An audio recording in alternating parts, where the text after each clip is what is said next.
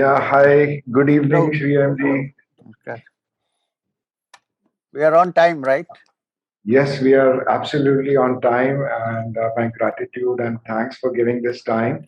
Not at all. Not at So, sir, is it the Guru's grace that finds the disciple, or is it life which connects the two? How does it happen? How does it work? Mysteriously. It's not mysterious. What looks mysterious in this field is what we cannot explain looks mysterious. When you look at it and explain, there is no more mystery out there. So let me do. See, first you said disciple and guru. Now this has to be looked at carefully. Guru cannot be defined easily. We leave that. Disciple, we know, can be. I personally have this understanding that when different people come upon this quest in different stages of their life and in different ways. You look into the history of yogis, or at least known yogis. There are many unknown. I sometimes think there are great unknown yogis more than the known ones. Having said that, let's say the known ones. If you look in, you'll find that some get to this path quite young, and they're very young. Some take some time to find it. And there are certain circumstances which take them towards it. So, first, let's look at those who find it when they're young. This is because they've done a lot of work, as I said some time back, in their past lives, which is not visible to us in this life, generally, unless they tell us or something like that. So, and some of them may not even know complete details of what happened. But there is a background, there is a lot of work put into it. And in this particular life we are talking about, which we know, they have come mainly to fulfill the incomplete parts which are left. This is what Krishna talks about and defines as yoga bhrashta. You know, in uh, I can't remember which chapter. I think sixth chapter. Arjuna says to Krishna in the Gita, "You say all these things, but it is not so easy to look at that, even to Krishna." So I am quite accustomed to people saying that. You say all this, but it is not so easy. I mean, not so in so many words, but this is what it implies. Keep the mind like a flame without wind. I rather control the wind than do that. It's so difficult. So what happens to a person like me? Arjuna is asking this question. Who is neither there nor here, neither here nor there, middle somewhere, not reach the goal, and yet gave up everything else to reach the goal. Where am I? What happens to me? I might die. Then what happens? So then Krishna explains to Arjuna, see, whatever bank balance you have in the spiritual field, you never lose it, however small it is. So you don't have to start from square one. Wherever you stop, whichever square you start from there. So there he says that this is a yoga bhrashta who, having worked hard and not yet reached the goal, is made to be born under such circumstances that quite early in life they come across the path again and fulfill it. Right. That is one. So such people, if that is the case, then the guru who probably is watching finds you. One way. The other is actually nowadays there are few disciples. There are only gurus, unfortunately. So, so, so when somebody is very seriously searching for this path, and it can come about. Let's leave the other yoga bhrashta aside. It's rare, not common. Some intelligent people, need not be intellectuals, but intelligent people, looking at life, realize they're matured enough to realize that this cannot be everything. There must be something beyond. I'm sure there are many such people. There, there's something beyond. We do all these things, then we die and we go and there's nothing. It can't be. There must be some meaning to all this drama that's going on. Some people realize it. And for some realize it even while just sitting on the desk and reading or writing, it suddenly clicks. That's because of the maturity of their thought process. Such cases, when it happens, teachers are real teachers are always looking for a good disciple. Unfortunately, it's difficult to find. When such a thing clicks, then someone is getting ready to guide somewhere. Two, third, again, people, intelligent people, wake up when they have pain and sorrow. And they say, is this all there is to life? I work hard at this, but then I see that I'm in defeat mode. I'm falling into sorrow. Some people dying. I might die. When this happens, also people wake up and say, can we look for something else? Is there something else? Even when that process becomes strong, somebody comes. Yeah, the pointer may not be need not be a well-known guru or a teacher, which may happen after a while. It could be anybody, a gardener in your house.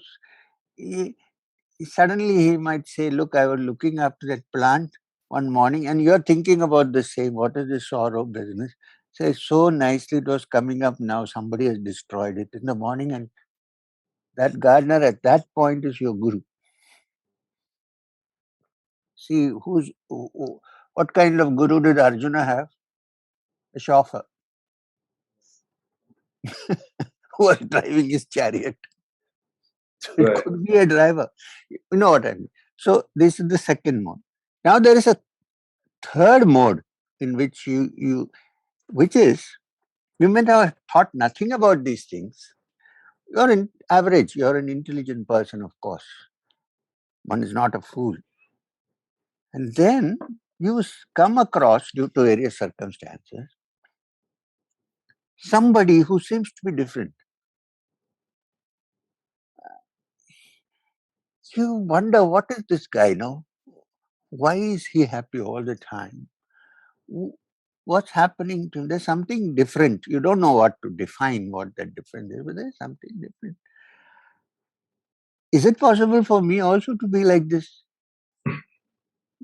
Now this is the third mode of how this happens, or a fourth mode. So in this case, what happens? It's like such a person is like a magnet.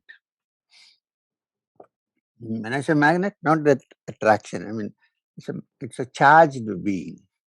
So any iron piece that goes close to this charged being has to somehow or the other become a magnet. Now, So the only barometer of finding out the real guru is if we are seeing that magnet pulling us. yes. So it's pulling you.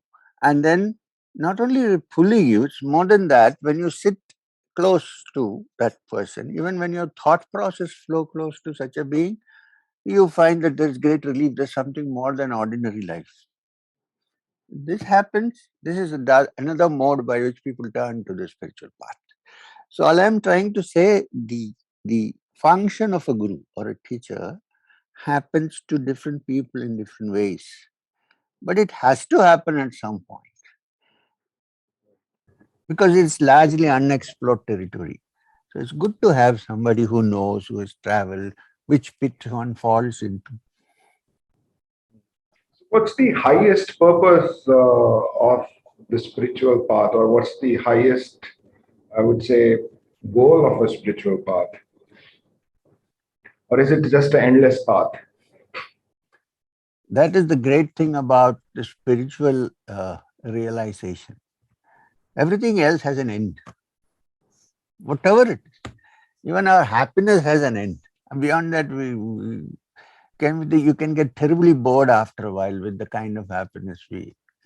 That's why people do something else. Here is something which is even greater than our cosmic system. There is no end to it. Every day is a new day. It's not as if you have done, you've discovered, and you've finished, and no. Every day there is an unveiling happening, and it happens in different ways. See, problem is generally people have some kind of a spiritual experience, and then they say they're satisfied, and they say, "Oh, this is spiritual experience. That's it." Because they've read also here and there, this is how it happens. So they identify with that and say, "This is it," and then they successfully seal further openings by saying this is what it is. So what happens, what they experience, they feed into their memory. And then it's the memory that has the experience and not the actual. I don't know whether, let's put it this way. Just as any other knowledge on earth, that thing which they call spiritual realization also becomes a memory. When this happens, then there is the real spiritual awakening is every minute, every second is opening in different ways. Now you're sitting in front of me in the screen. Certain things are happening which I have not encountered before. Manesar, I didn't see that. Haridwar, I didn't see that. I might have seen something else. This I am seeing for the first time, something happening here. So it is new. Right. And the new and the present thing cannot be put into a memory and put back because all memory is in the past.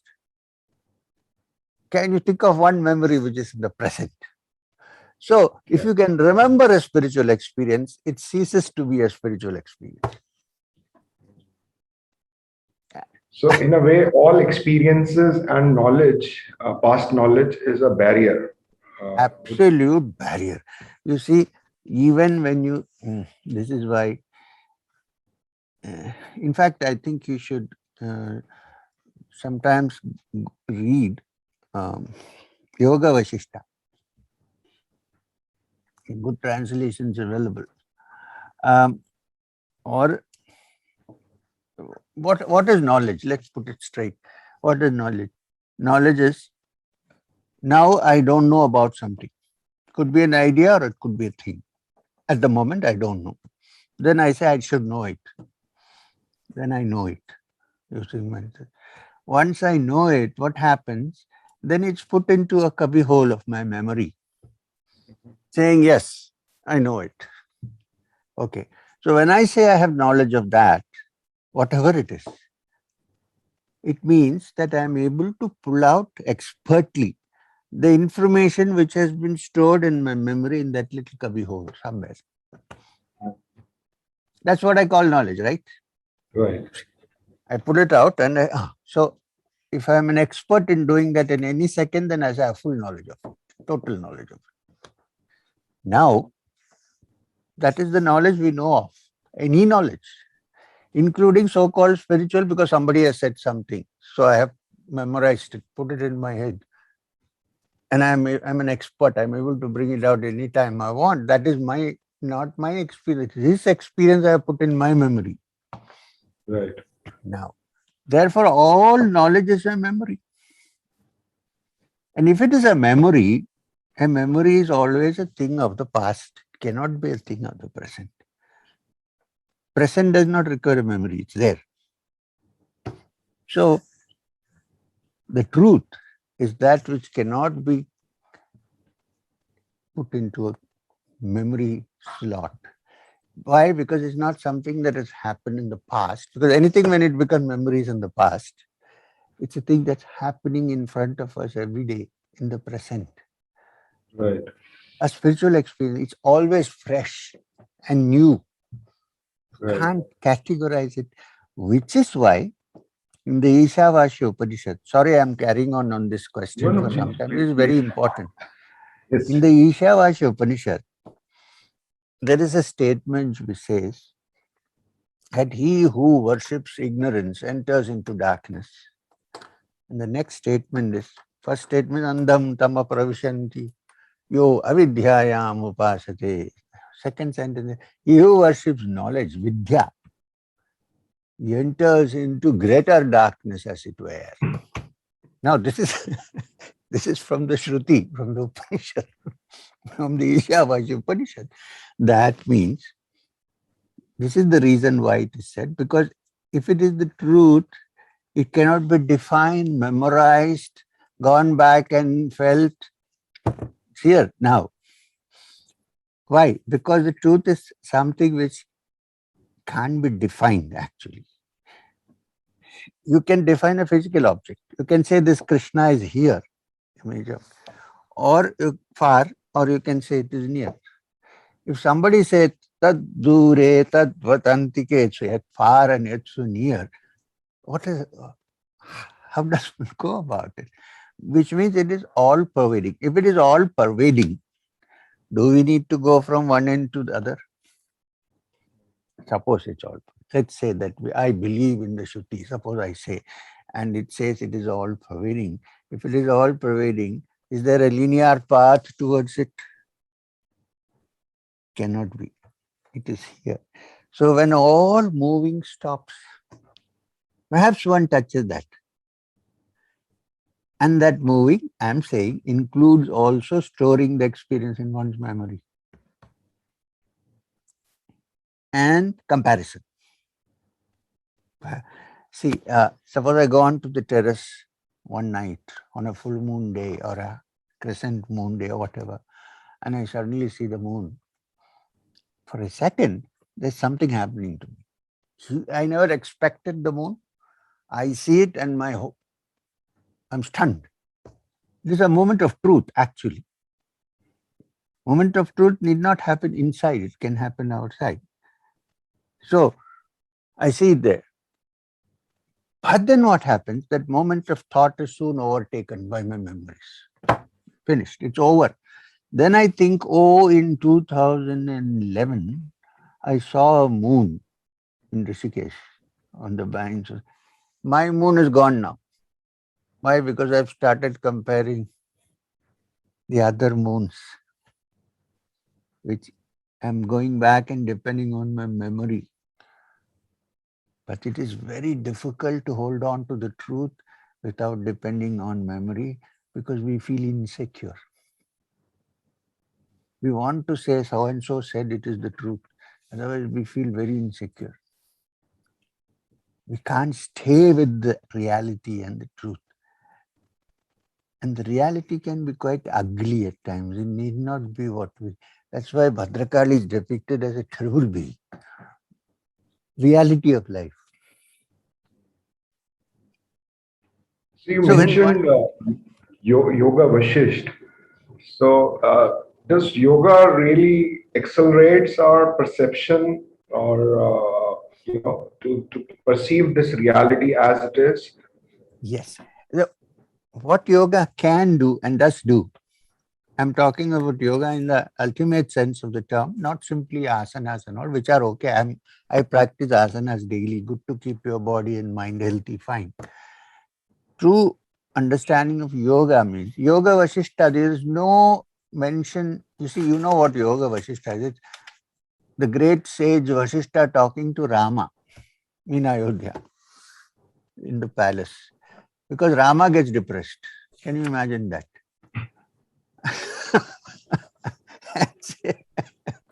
And says, what is the meaning of life? Why are we doing? So, Vishwamitra, see what happens. You know the story of how Vishwamitra comes to claim the boys to take them to the forest. Dasharatha has promised Vishwamitra. But then he feels bad. He said, why are you taking Rama? He's only 16 years old. How can you fight the rat? Actually, he feels what will happen to my son. Hmm? Right.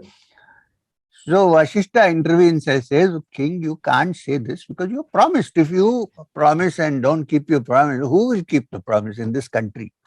Well, now it is very common with the rulers, but I'm just talking about those days when dharma really worked. So I promise. And then they say, go and fetch Rama. Let's ask him. So the attendant goes to fetch him and he comes back and says, Sir, I don't know what to tell Rama. He's there. He had gone for a trip to Himalayas and all and come back. And he says, what is all this nonsense? He's not eating properly. He's not drinking properly. He's not interested in the dancing girls. In the palace, there are all these dancing girls and so on. You know, why? So all this is happening. He's not interested. He's saying, what is this life which is going to... So Vashishta says, ask him that I am calling him. This is Guru. Then Rama opens the dialogue in Yoga, saying, what is this life all about? What are these Rakshasas? What is this life? Why am I carrying on like this? We are born and we die, and the pain and suffering. And Vashishta begins to teach him. This is Yoga Vashishta.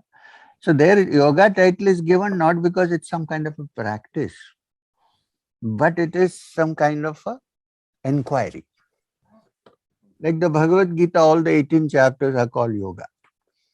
Right. From Arjuna Vishada Yoga onwards. So yoga is a mode by which you try to find the truth. This is what yoga is.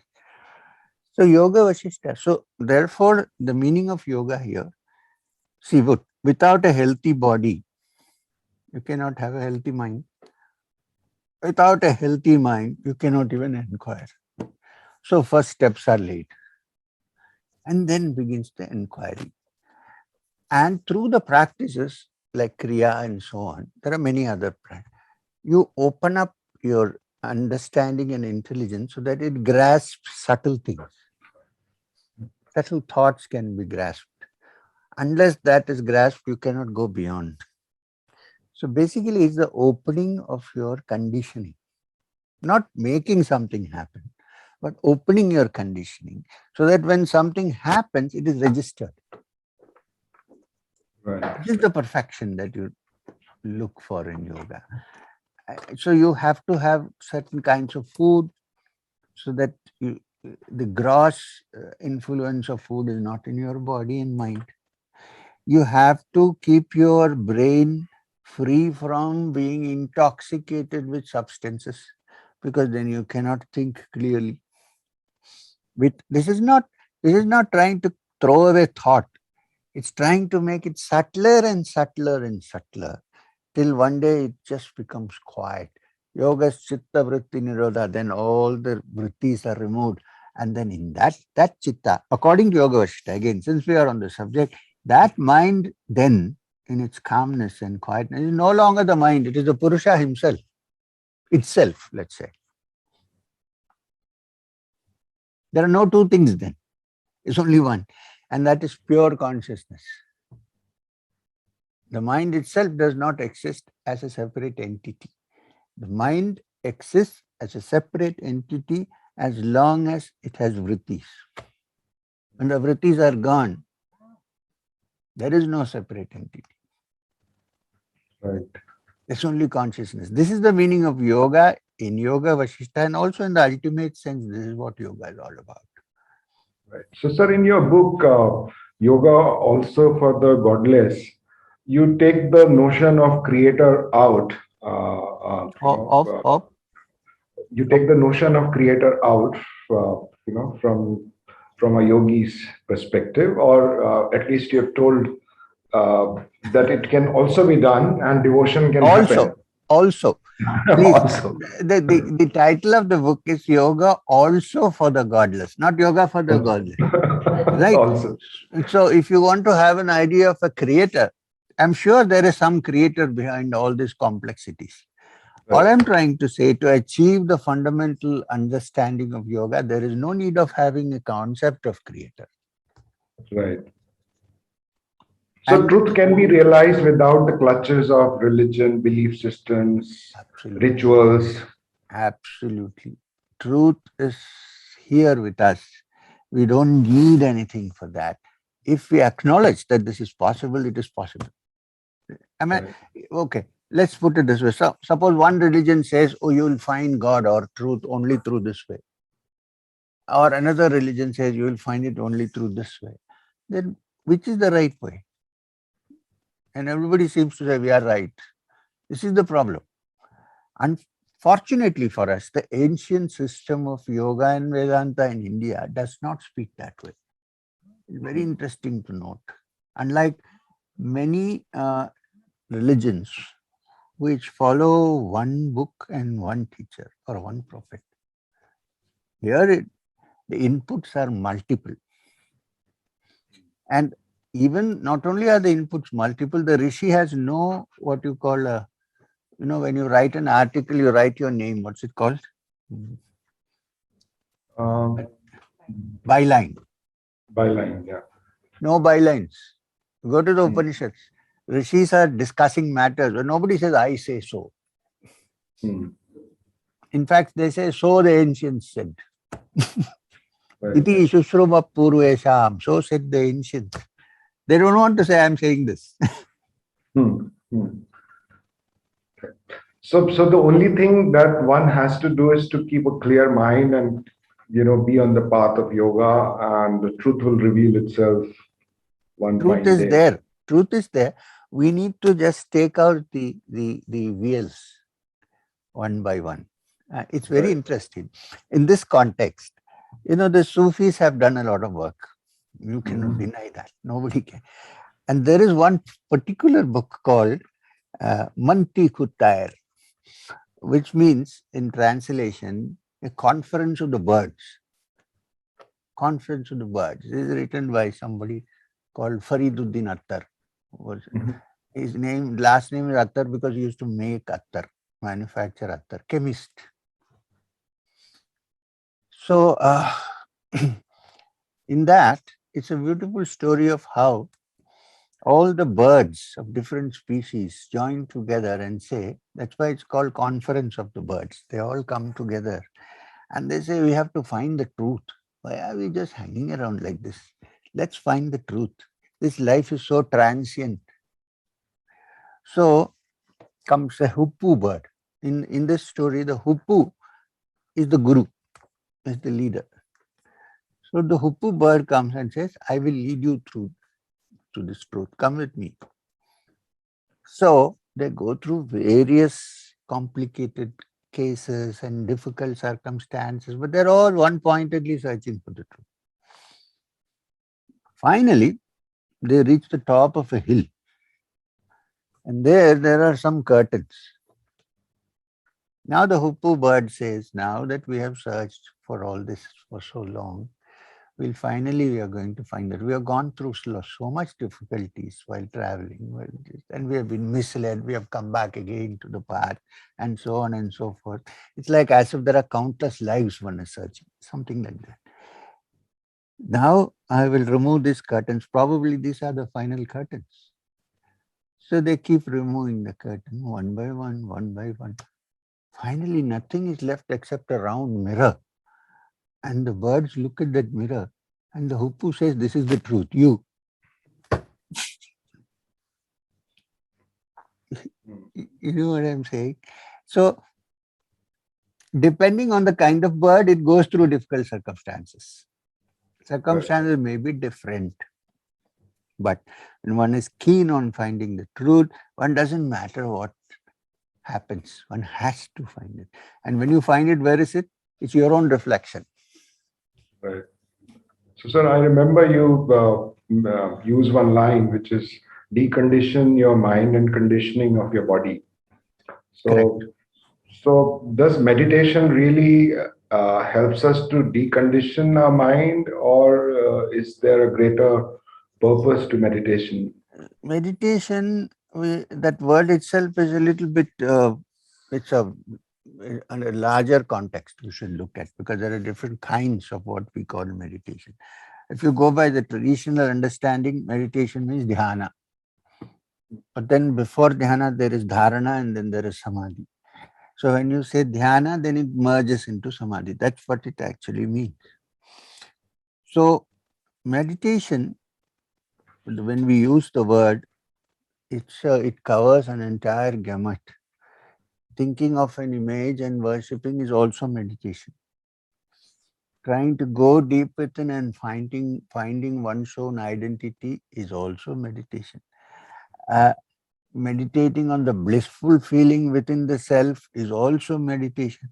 So it's a word with many connotations. Uh, but yes, one thing is clear: meditation of some kind or the other is required. Basically, because the mind is scattered. The mind in a normal state, most of us, it's scattered. It is not collected together. It has many distractions. It has many tensions, many opposing thoughts. So it's a tortured mind mostly. And such a mind loses a lot of energy in its distractions. Here in the search for the truth, we need all the energy that we can summon. We can't afford to lose it. Therefore, the practice of meditation basically is to be free of these distractions, which Patanjali calls vrittis. Basically, they are distractions. When all the distractions are gone, the mind becomes calm, quiet, tranquil, one-pointed. You require such a sharp mind to penetrate through appearance and find the reality. This is the function of meditation. Right. So yoga, like what is the popular view of yoga now globally is more happening at the body level, where, Which is not bad. Which is yeah, not bad. You need to have a healthy body and a proper, strong, healthy body, sensitive body, before the mind can even think of meditating. Otherwise, right. you can sit half an hour, then your body and limbs become stiff and you move out.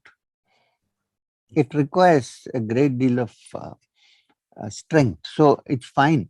Also, it's a good, those who practice yoga very soon go into the higher aspects of it. So it's They an begin with automatic transition. automatic. They begin with physical, and then in the end, when they sit down quietly, which is required, either sitting or shavasana, the mind is calm, they discover something different. And then the journey goes on. One of the reasons why I gave this attractive title to this book is that at least let them start practicing yoga. Right. Let them not worry, oh, this is not my belief, that is not, In fact, one of my intentions is to translate it into Chinese and smuggle it into China. Because there is no God, so it's okay, they'll read it. So there's a lot of yoga happening in China. I've seen a lot of teachers going to China, so which is a very good thing. Right. So gradually, you see, moment you say religion, then they will be out of it. No, we don't. So it's The communist Buddhists are yoga. having problems there. Yeah. So yeah, I must I tell you, get. in this regard, I have to again tell you. Last year I went to Moscow. You will not believe the number of groups that study yoga here in Moscow. In the city of Moscow, there are 12 groups within the city itself, where I was staying, of course. And everybody is seriously interested in yoga. My only problem was the language. Right. So there were these young girls, Russian girls, good looking, I must say, who translated my talks into Russian. And while translating, they turned around and asked me, are we right? Are we translating? I said, how do I know? I hope so. So according to you, time has now come for yoga to become a global mainstream lifestyle. 100%. 100%. And I'm very glad, whether you politically are on the same page or you're not, but this government has done, I don't know about the government, the Prime Minister has introduced this through the International Yoga Day. Very good step, because the UN passed it only after a suggestion went from him. Because I know for a fact that he also practices yoga regularly. Yeah. It's a fact. So I think it's an important step to globalize yoga. Of course, Absolutely. there is a danger, of course, because all kinds of people say this is yoga, this is yoga. All right, fine, it doesn't matter. After some time, it will clear up. Right. So the commercialization of yoga is okay as long as it's spreading Look, and it's benefiting we everyone. people pay a lot of money to go for entertainment, to do this, to do that. Why don't they spend a little bit on yoga? What's the Right. harm? So you can't say entirely commercialized. Uh, Right. yeah, some people may be taking advantage. It happens in everything. Right. It's human nature sometimes that it happens, but that's okay. I think as long as something useful is taught, it's Right. okay. And everybody is not aiming to spiritual fulfillment. That's okay too. Let them improve their body, let them improve their mind, and then go further if they feel like it. No harm. At least they are prepared. Right. So, sir, you mentioned right food and the right environment, uh, and the clarity of mind and all these things which will help you to progress. What about the right occupation and right relationships? Do they have a Again, role to play? of course, they have a role to play. A person who wants to lead a yogic life should think carefully before getting into any profession, because you should see that it doesn't distract you from your practices. Uh, you will Right. have to, for instance, yama niyamas are important. Like, for instance, try as much as possible to stick to the truth. Mhm. Well, you're exempted if you're a lawyer, of course. But if you're married, how do you stick to truth? If you're married, you can you can stick to the truth. There is no harm. Many of the great yogis were householders, including the person sitting in front of you just now. So that Yes. is not a condition. You can be a yogi and still be a married person. But if both partners have some idea, then it will be easier. Mm. Nobody is saying that you should totally abstain yourself from any physical act. We are only saying that the mind should not be allowed, senses should not be allowed to run away with the mind. We Right. should have a certain discipline. If you say no, it should be no. If you say Right. yes, it will be yes. So that thing is important to note. Mm. Professions also. I was joking, but you didn't get the joke. I said stick to the truth as much as possible, except if you're a lawyer. Now, what do? Many people then ask, we are lawyers, what to do? I said, I'm joking. What I'm trying to say is, you may go to court sometime and you may not be able to speak the truth. Okay, I agree with this. But keep at least understand that I have a weakness and I need to work on it. Good enough. See, look, nobody is 100% perfect. I have an addiction myself. I drink tea. Now I can get over it easy. It's not at all difficult. So what for? I mean, what? Nothing happened. So, Yeah, it's not a health hazard. It's not. yeah, as long as you're not drinking 12 cups of tea a day, then it becomes so. See, this is, I was going to say this. Moderation is the key. Mm. Neither too much nor too little. When I say So yeah, yeah. So instead of having a denying approach to life, we should have a all accepting, balanced moderate, approach to. moderate approach to life, except you see, we can't run away anywhere. Even if you go to the Himalayas, I've seen people in bad state. I have seen. If you want, you have good Yeah, things, but there are also, and it's rather difficult nowadays even to find a place where you can have perfect isolation. That's also right, difficult. And if I sit for years inside a cave and meditate, what is the uh, proof that I have improved? There's nobody there to test me. right. Yeah. So testing can only happen in the marketplace, Exactly. In the world, in when the I world. communicate, when I'm with people, you see, we have tough problems sometimes in life.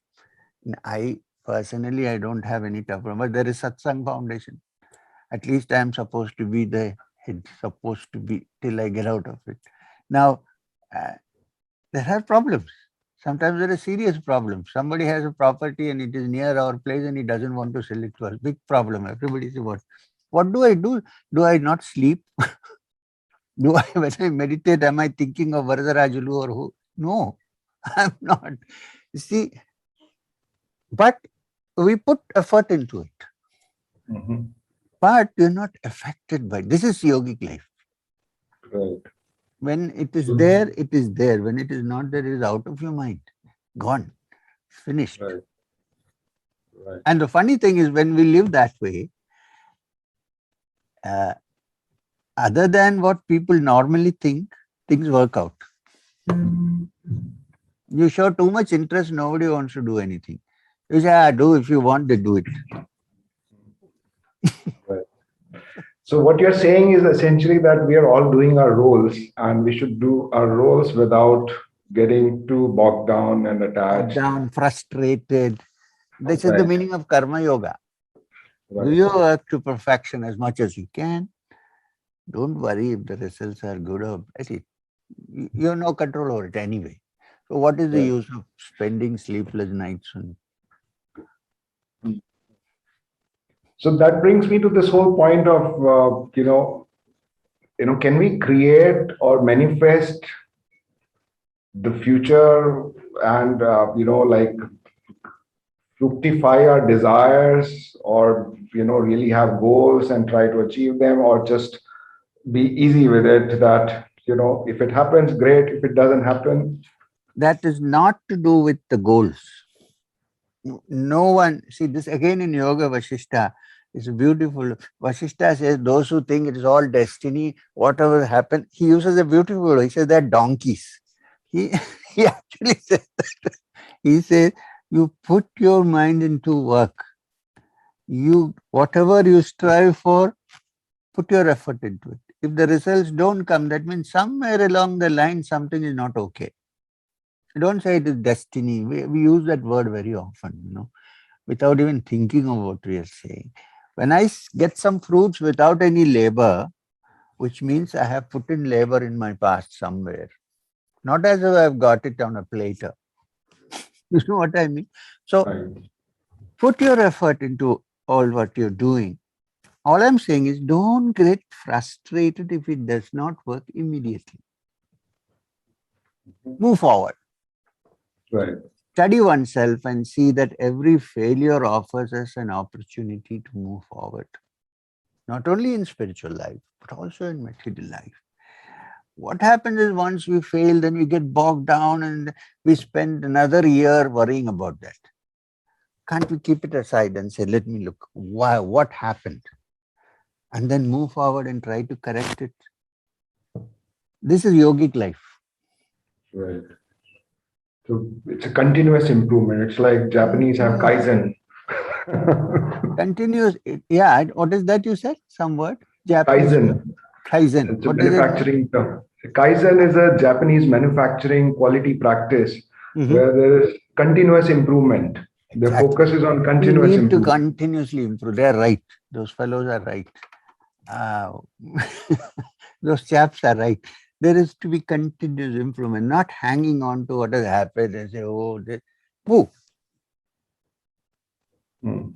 This movement is the movement of your life. Right. It doesn't stagnate and stay anywhere. Mhm. A stagnant pool is a dangerous thing. Right. A flowing river is better. So one has to just learn to be happy with this movement of life. We are the movement, sir. We are the movement of life. We can't see when I say it's not moving, it's my artificial construct. I don't want to move. So here there are some people who come and they say we want to be with you forever, and okay. Then after some time they want to go away. I don't feel bad because they're moving. Hey, their function is served. They're moving forward. It's fine, no problem. You know what I Right. mean? You see, and a river, when it flows, it makes its own boundaries. Nobody makes a boundary for a river. It makes its own boundaries. A Right. problem of the river comes when human beings make dams and artificially dampen it, thinking that it will give electricity, this, that. That's when floods take place, destructions take place. But a river left to itself flows. And in its flow, it creates its own boundaries. Because without a boundary, it can't flow. Now, this is not an artificial boundary, it's a natural Right. boundary. This is Right. what life is all about. So, if we can treat it, then it's a yogic life, actually. This is a yogic life. I've lived with Maheswarnath Babaji, my guru. He had no agenda. I used to wonder how can we manage without, where are we going today? Chalo. But he said, why do you want to know where we are going? Let's go. And then I learned the beauty of it. You're walking on the banks of the river and you're just like that river, moving, you're going this way, you're going straight. Many things move on the surface, but you're not, you're moving. Right. Sometimes a tree's branch broken, dry, it falls on it. But the flow doesn't stop, it takes it away. Hmm.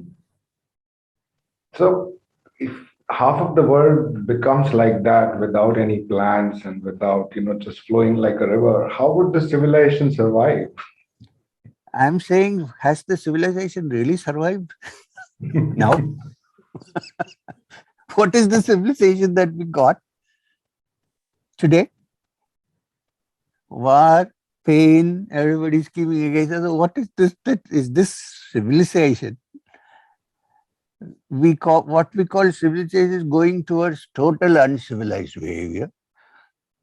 The wars, the killings, all that thing that is going on. We may not be affected by it in a small bubble, but it's happening. This is not civilization. Civilization is when everybody has a free mind.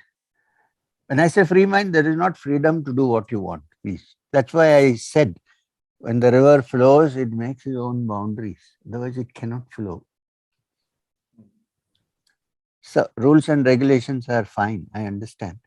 But the rules and regulations should not become such that it interferes with the flow of the mind. Right. And if that's there, then we look at all human beings as the same part of the same flow. They're not different. That is civilization. Civilization is not building of magnificent palaces. And we have seen in Rome, if you go, the Colosseum in Rome, what is left there? Some pillars standing, bald, not even the roof to support. This is the result of all civilizations. Mohenjo-daro and Harappa were great civilizations. What is left with us?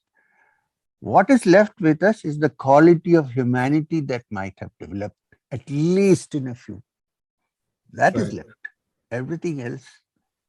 Right. So, in your lifetime, have you seen the collective consciousness rising in this world, or it's going towards the dark ages? So, there's this whole concept of yugas in the spiritual world, and so are we going to a brighter future? I mean, I know they call it there is a circle, and we keep rising the consciousness, and it goes back. So, in which direction are we heading? Upward or downwards? I think upward. I think upward. Although all the signs outside may appear to be that we are going downward, this is a washing up that's happening.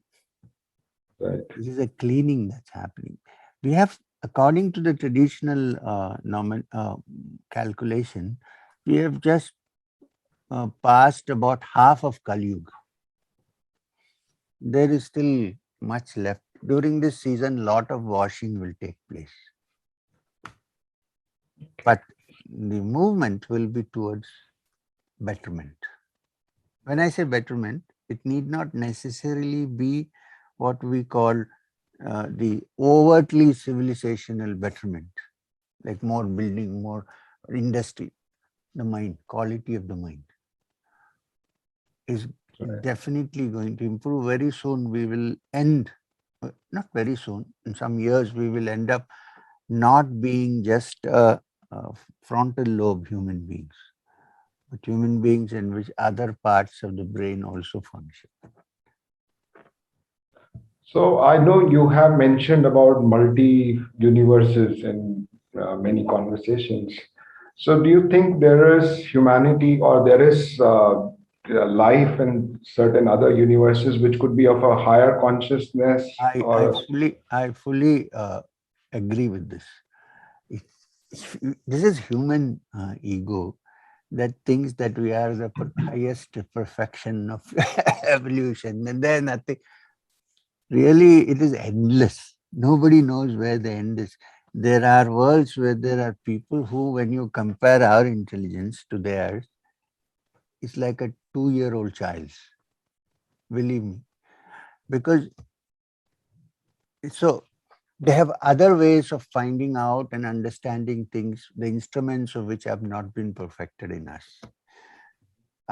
Their bodies may be different. They need not be like our bodies. All this is there. We like to think that we are the only world which is there, because that it kind of breaks our ego, to say that there may be other greater beings out there. so does the life continues in different planets as well? So Yes, of course. From my understanding, if the soul that is in the physical body, it can go to others and it can develop. And then people say, oh, it was in heaven, hell, this sphere, that sphere. There are worlds, and there are also in the world there are realms. Look, in this place where we are sitting, there may be another realm or a dozen other realms, but their rate of vibration or rate of frequency may be such that they are here and passing through us and we don't see it. When you sleep and at home, and if you're alone, even if your wife has gone on a holiday, you're actually not alone. No doubt this is frightening. Don't think.